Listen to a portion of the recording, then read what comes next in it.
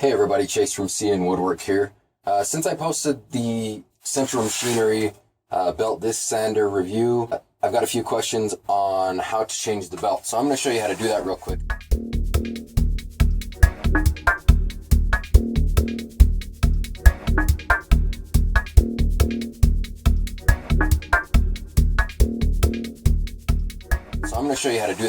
As you can see, I've already got my belt off, and it's not the easiest thing. It's not like a quick change, anything like that.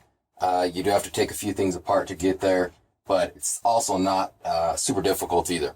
So I'm going to put this back on, and basically you're going to do everything in the reverse order as how I had it. So as you can see, I've got the bottom cover taken off, which attaches with 4 screws. And it goes on just like this. So the screws are here, and then there's 2 on the almost the exact same spots on the other side. So you take those 4 screws off. You're also going to take 2 screws out of the bottom plate, which also attach to here. You'll see those 2 here. And then you're going to take the bolt out of here. So basically, all you're going to do is this will come down like that, and you're going to slide the belt out. Of course, I'm going to slide the belt on since we're doing it in reverse here. And it's much harder to get the belt on this way than the other way. If you want, you can take this whole piece off. But it's not a big deal either way. So all you're going to do is push that in there until it is seated on the wheel. And you know, it's going to level itself out once you do the tensioning. And the belts can be slightly different sizes, so make sure you are going to retension every time anyway. So get it just so you make sure you're not getting caught in here at all. And then basically you're just going to put the bottom piece back on here, which is simple enough. So all 4 of these little tabs go on the inside. This also goes on the inside of here, so the bolts will be on the outside of that. Also to note, if you have your handle over here, that's the loosen tighten handle for if you're actually changing the belt or adjusting the belt. You want to put that back once you get the belt on there, you want to put that back in a tightened position. And what that's going to do is it's going to allow you to move this up and down to get the screws in there. If you leave it in the loosened position, you're going to have a hard time getting back in there because this carriage will remain forward and it'll obstruct the position a little bit. So while we're on the subject of sanding belts, you shouldn't have to change your sanding belt all that often. It seems like people change them a little too frequently, and they really don't need to be. You can clean your sanding belt, and I'll show you how to do that in just a second, just with a little, it's kind of a rubber block type thing. I've had mine for, let's see, probably a year now, and I use it at least a couple times, if not up to 5 or 6 times a week for, hour, 2 hours at a time. So it gets some decent use. And I have yet to exhaust my sanding belt to the point that I need to change it. So then I'll go through and I'll tighten up all these screws here. Now another thing to note is that the screws that go on these sides to hold the bottom plate in place are screws that have a split washer in them so they don't vibrate loose as you're sanding. And then the ones that go down on this rubber piece here, it's rubber, so it already creates friction. It doesn't need these, and it's not going to vibrate loose, so those ones do not have a split washer on there. So then we're just going to get this back on here. This also has a split washer on it, just in case you were wondering. And we'll put this back on here.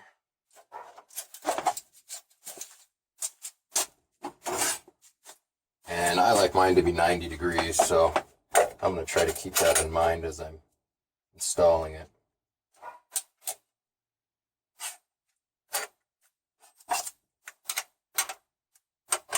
And they give you this junky little punched out wrench to tighten this up with, but it does the job.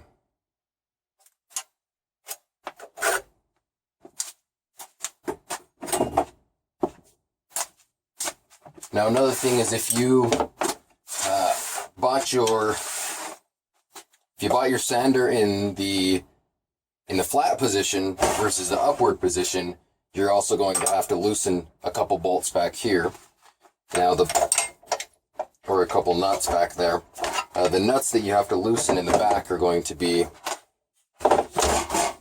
and most people would probably already know this already, but just in case you don't, if you've not, like, I never changed the position of my sander, so if you had never changed it and it was always in this position, you may not know where these are. It's a nut back here and a nut back here. And so you just loosen those, probably a quarter, half turn, something like that, and then it'll slide up and down so you can change the position. I like mine about halfway, so we'll just tighten that up.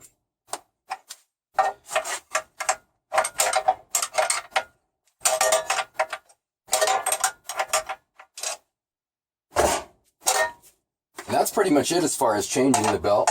The way that you clean the belt is with one of these guys right here. And it's just like a little weird rubber thing. They're real cheap. You can get them for like $5 for a block like this. This is a year's worth of use.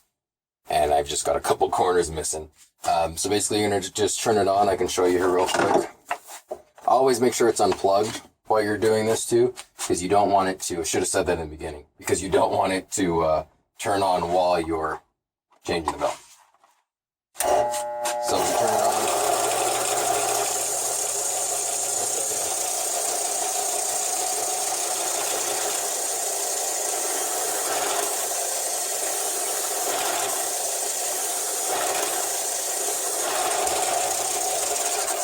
So as you can see, that cleans the sanding belt up real well. And it's not like new, but it's real close. I mean, enough that I've been able to use mine for a year. Still has grit on it, still works perfectly fine for me, and I don't notice that much of a difference. So if you're thinking you need to change your sanding belts more frequently than that, maybe pick one of these up. It'll probably help you out. You can also use it on this too. It'll work the same way. While we're on the subject here is, I added this 3/4 plate on here because of the green paint comes off on wood. Also, the aluminum on here comes off, so I just have a 1/2-inch plate. I do a lot of smaller stuff on here. If I did bigger stuff, you could always do a different plate. I also changed out the knob. I broke this knob, so I had a bushing just from something else. And I just have a little wing bolt in here with the bushing. And so that works the exact same way. In fact, this works better than the stupid little crappy knob that they had on there initially. And then I also changed out this one down here for the same type. It's a long one, but it doesn't really matter. It does the job either way. So that's pretty much all I can think of to show you. That's how you change the belt. I hope that was helpful. Also, just in addition, I reached 500 subscribers, which is pretty awesome. I just do this for fun. I enjoy making the videos, so it's cool to see that people enjoy what I'm doing. Feel free to leave me some comments, feedback, any other videos you want to see, and for now, you guys have a good one.